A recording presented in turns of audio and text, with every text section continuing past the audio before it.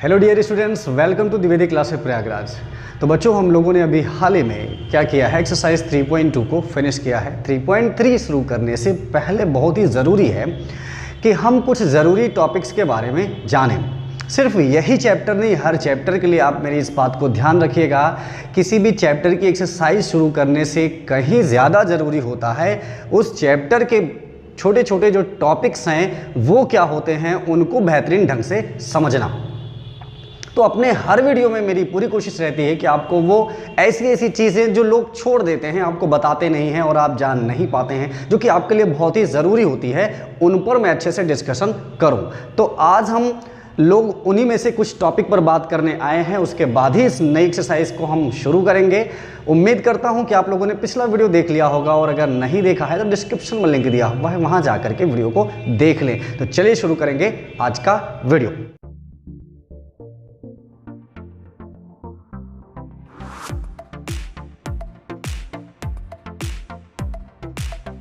आज क्या है, सबसे पहले हम पढ़ेंगे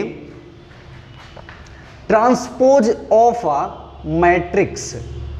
ट्रांसपोज ऑफ अ मैट्रिक्स बच्चों, इसको हिंदी में कहते हैं परिवर्त आव्यूह। ठीक है, ट्रांसपोज ऑफ अ मैट्रिक्स, इसको क्या कहते हैं, परिवर्त आव्यूह। तो बिल्कुल ध्यान से समझ लें, अगली एक्सरसाइज में इसका यूज है तो हम अच्छे से समझ लें कि एक्चुअली ये है क्या। कहता है किसी भी मैट्रिक्स के रो को हम कॉलम बना दें या फिर कॉलम को रो में चेंज कर दें, तो जो नया मैट्रिक्स मिलता है वही उसका क्या होता है, ट्रांसपोज मैट्रिक्स होता है। ठीक है, डेफिनेशन आप यहां पर लिखी हुई है, देख सकते हैं। उसका ओवरऑल मीनिंग यही है कि कोई भी मैट्रिक्स आपको दिया हुआ है उसके रो को कॉलम में कन्वर्ट कर दें और या कॉलम को रो में, तो हम उसे ट्रांसपोज मैट्रिक्स कहते हैं। और इसे ए डैश या ए टू पावर टी ऐसे दिखाते हैं, ए टी, ट्रांसपोज मैट्रिक्स या परिवर्त अवयव को इससे हम रिप्रेजेंट करते हैं। तो चलिए एक एग्जांपल लेकर के समझ लेते हैं, अच्छे से समझ में आ जाएगा। जैसे a इज इक्वल टू है 1 2 3 4, ठीक है। और अगर हमें ए डैश चाहिए यानी कि ट्रांसपोज मैट्रिक्स या परिवर्त अवयव चाहिए, तो ये जो रो देख रहे हो ना, इसको मैं कॉलम बना दूंगा। कैसे, 1 2, ये भी रो है ना, इसको भी अगला कॉलम बना दूंगा 3 4। तो इसका मतलब ये जो ए डैश है वो इस ए मैट्रिक्स का ट्रांसपोज है। आया समझ में ना, बिल्कुल आसान है। चलो एक और एग्जांपल ले लेते हैं, और इस बार 3/3 वाला हम लेते हैं। जैसे यहाँ पे A1 A2 A3, this is B1 B2 B3 C1 C2 C3, और ये है B। ये कोई मैट्रिक्स B है, हमें इसका ट्रांसपोज निकालना है। तो B डैश लिखें या B के ऊपर ऐसे T लगा देते हैं जैसा कि वहाँ लिखा हुआ है। आप कहोगे यहाँ तो A लिखा था, तो भाई वो तो मैट्रिक्स के नेम पर डिपेंड करता है कि मैट्रिक्स का क्या नाम है। ठीक है ना। तो इसका जब हमें ट्रांसपोज निकालना है, तो जैसा कि डिफिनीशन में ही मैंने आपको बताया और दिखाया भी कि जो रो होता है उसे कॉलम में या फिर कॉलम को रो में हम बदल देते हैं, तो उसी को उसका ट्रांसपोज मैट्रिक्स या परिवर्त अवयव कहते हैं। बहुत आसान है, यहाँ पे आप देख लीजिए, ये रो है। अच्छा, एक चीज़ और मैं शुरू के वीडियो में ही बता चुका हूँ, और एक बार फिर से बता दो जिन लोगों को अभी तक ना कंफर्म हो, कि किसी भी मैट्रिक्स में जो हॉरिजॉन्टल लाइंस होती हैं, these are called rose, R1 R2 R3। किसी भी अवयव में ये जो क्षैतिज होती हैं ना या हॉरिजॉन्टल, इन्हें ही हम रो कहते हैं, और ये जो वर्टिकल होते हैं इनको हम क्या कहते हैं, कॉलम कहते हैं। That is C1 C2 C3, Hindi में इसे पंक्तियां और उसे स्तंभ कहते हैं। ठीक है, तो ओके, यहाँ पे देखिए ये रो है, इस रो को मैं कॉलम में बनाऊंगा, यानी कि A1 A2 A3, और ये हो जाएगा B1 B2 B3, और ये C1 C2 C1 C2 C3। ठीक है ना, यानी कि जो R1 था उसे C1 बना दिया, जो R2 था उसे C2 बना दिया, जो R3 था उसे C3 बना दिया। इसका मतलब कि मैट्रिक्स में ट्रांसपोज मैट्रिक्स अगर आपको फाइंड करना है तो बहुत ही आसान है, इस तरीके से आप फाइंड कर सकते हैं। ठीक है ना। तो चलिए बढ़ते हैं इसकी प्रॉपर्टीज की ओर। बच्चों प्रॉपर्टीज के बारे में जानना बहुत ही आसान से यूज है। एक तो ये कि या तो ट्रू ऑब्जेक्टिव में भी आपसे क्वेश्चन पूछ सकता है कि क्या ये इसके इक्वल है या ट्रू फॉल्स टाइप में, या फिर ये क्या होता है प्रूविंग के लिए आपको दिया जा सकता है, तो आपको जानते रहना चाहिए। तो यहाँ पे प्रॉपर्टीज आपके सामने, इसको ध्यान से देख लीजिए क्या क्या है। मैं वन बाई वन आपको डिफाइन करता। पहले लिखा हुआ है AT to whole power T is equal to A।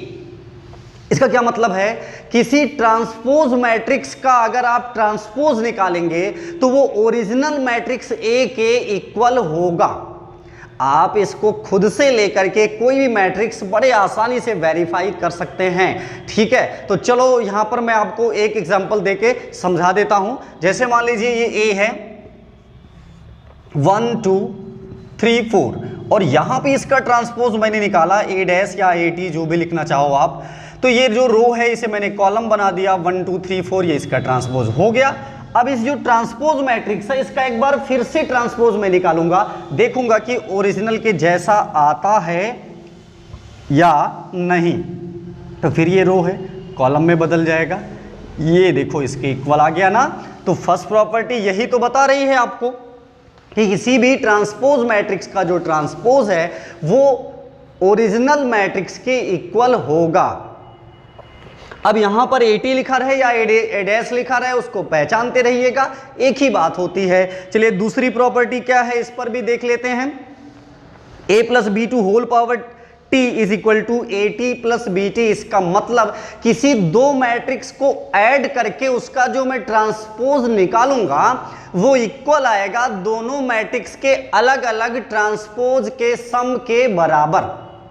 समझ रहे हो, बिल्कुल आसान है। A plus B whole power T मतलब यह है कि किसी दो मैट्रिक्स को अगर हम ऐड करते हैं उसका ट्रांसपोज निकालते हैं तो वो इक्वल होगा AT plus BT। Means A matrix का ट्रांसपोज प्लस B मैट्रिक्स का ट्रांसपोज, उन दोनों को ऐड करेंगे तो वो उसके इक्वल आएगा, ठीक है। तो इसी तरीके से बिल्कुल आप थर्ड वाला देख सकते हैं KA to whole power T KA to power T, ठीक है। तो K यहां पर आप ये समझिए कि स्केलर के रूप में होता है, किसी नंबर के रूप में होता है, मल्टीपल में होता है, तो उससे कोई दिक्कत नहीं, वो बगल हो जाता है। हाँ लेकिन प्रोडक्ट के केस में जैसे अगला पार्ट आप देख लीजिए क्या लिखा हुआ है, AB to whole power T that will be equal to B to power T and A to power T। इसका मतलब किसी दो मैट्रिक्स का अगर प्रोडक्ट का हम ट्रांसपोज निकालेंगे तो वो इक्वल में दोनों का ऑर्डर चेंज हो जाएगा, B वाला ट्रांसपोज पहले इंटू A वाला ट्रांसपोज बाद में। एक्सरसाइज में इससे रिलेटेड हम लोग क्वेश्चन को वेरीफाई करेंगे और जैसे मैंने अभी यहां पे वेरीफाई किया है एक एग्जांपल लेकर, चाहें तो बिल्कुल उसी तरीके से यहां भी वेरीफाई कर सकते हैं, कोई भी एक मैट्रिक्स दो मैट्रिक्स लेकर के, ठीक है। ओके तो जो अगला पार्ट है वो क्या है, A1 A2 A3 dash dash dash AN minus 1 AN to whole power N then AN T AN minus 1 dash dash dash A3 T A3 A2 2 and A1 T। इसका मतलब बिल्कुल इसी से रिलेटेड है जो पिछली वाली प्रॉपर्टी थी। यहां पे जैसे आपने क्या कहा कि भाई AB का अगर ट्रांसपोज है तो ये इक्वल होगा B transpose into A transpose के। तो अब यहां पर केवल दो मैट्रिक्स की बातें थी और अभी जो प्रॉपर्टी बता रहा है वहां पे n तक के हैं, तो A1 A2 A3 dash dash dash AN तक। तो जब इसका होल मैट्रिक्स हम निकालेंगे तो वो उल्टा सीक्वेंस हो जाएगा, ऑर्डर उल्टा हो जाएगा, जैसा कि यहां हुआ है B पहले A पहले। तो वहां भी क्या होगा, सबसे पहले क्या आ जाएगा AN वाला, फिर AN माइनस 1 वाला, फिर N minus 2 dash dash dash 1 तक जाएगा, ठीक है। और लास्ट है I to power T is equal to I, यानी किसी आइडेंटिटी ऑफ मैट्रिक्स का ट्रांसपोज आइडेंटिटी ऑफ मैट्रिक्स ही होता है, ठीक है। तो ये रही ट्रांसपोज ऑफ मैट्रिक्स। तो चलिए देखते हैं डिटर्मिनेंट्स ऑफ मैट्रिक्स क्या होता है। तो देखिए डिटर्मिनेंट्स ऑफ मैट्रिक्स क्या होता है बच्चों, कह रहा है कि if A is equal to A11 A12 A13 A21 A22 A23 A31 32 33 BI square matrix, अगर कोई ऐसा मैट्रिक्स जो स्क्वायर मैट्रिक्स है या जिसे हम वर्ग अवयव कहते हैं, स्क्वायर मैट्रिक्स किसे कहते हैं, ऐसा मैट्रिक्स जहां पे रो और कॉलम दोनों ही इक्वल होते हैं, हम उसे क्या कहते हैं, स्क्वायर मैट्रिक्स कहते हैं, ठीक है। ओके फिर क्या है, तो this then its determinant denoted by mod A और डेट डिटरमिनेंट का शॉर्ट में DET और ब्रैकेट में A is defined as mod A11 A12 A13 A21 22 23 and 3132 33। ठीक है, तो बिल्कुल सिंपल है। यहाँ पे आप देख रहे हैं डिटरमिनेंट ऑफ मैट्रिक्स के लिए क्या कह रहा है कि A कोई मैट्रिक्स है और स्क्वायर मैट्रिक्स है, तो इसको डिफाइन हम कैसे करेंगे। वहाँ पे ये जो मैट्रिक्स और डिटरमिनेंट्स में थोड़ा सा सिंबल में चेंज आ जाता है, आपने देखा होगा यहाँ पे ध्यान से। ठीक है, तो ये जो मॉड A होता है, यहाँ पे क्या बताया गया कि भाई मॉड A इक्वल होगा A11 A12 A13 A21 A22 A23 A31 A32 A33। ठीक है, ये है। तो बच्चों चलिए इसकी भी प्रॉपर्टीज के बारे में हम लोग देख लेते हैं क्या क्या है। इनकी प्रॉपर्टीज के बारे में भी जानना बहुत जरूरी है। मैं वन बाय वन एक्सप्लेन करूंगा, आप ध्यान से यहां पर देखते जाइएगा। फर्स्ट पार्ट है, कह रहा है mod A exist if A is a square matrix. बिल्कुल सही बात है, मॉड A तभी एग्जिस्ट करेगा जब A यानी जो मैट्रिक्स A है वो स्क्वायर मैट्रिक्स हो, वर्ग आव्यूह हो। और स्क्वायर मैट्रिक्स क्या होते हैं? जिनके रो और कॉलम आपस में इक्वल हों। ठीक है, सेकंड पार्ट कह रहा है mod AB will be equal to mod A into mod B। बिल्कुल ठीक है, हाँ, मॉड AB इक्वल होगा mod A into mod B, यानी कोई दो मैट्रिक्स है उनका मल्टीप्लाई करके हम मॉड निकालें तो वो इक्वल होगा दोनों मैट्रिक्स के अलग अलग मॉडुलस के प्रोडक्ट के। ठीक है, इसे भी हम उसी तरह से बिल्कुल आसानी से वेरीफाई कर सकते हैं। ठीक है ना, बिल्कुल आसान है। तो चलिए अगला पार्ट देखते हैं। अगले पार्ट में क्या एक्सप्लेन करना है, कह रहा है कि AT टू मॉड AT यानी किसी ट्रांसपोज मैट्रिक्स का जो मॉडुलस है वो इक्वल होगा मॉड A के। ठीक है, इन सभी प्रॉपर्टीज को बच्चों हम लोग खुद से वेरीफाई कर सकते हैं, कोई भी मैट्रिक्स अलग से लेकर के। ठीक है ना, इसका ध्यान दीजिएगा। फिर अगला क्या है, फोर्थ पार्ट में mod of KA will be equal to K to power n mod A if A is a square matrix of order n। ठीक है, अब n ऑर्डर क्या है वो तो मैट्रिक्स में देखा जाएगा। स्क्वायर मैट्रिक्स में बता ही चुका हूं कि जिनके रो और कॉलम क्या होते हैं, आपस में इक्वल होते हैं। तो लास्ट अगली प्रॉपर्टी है, if A and B are square matrix of same direction mod AB equal to mod BA।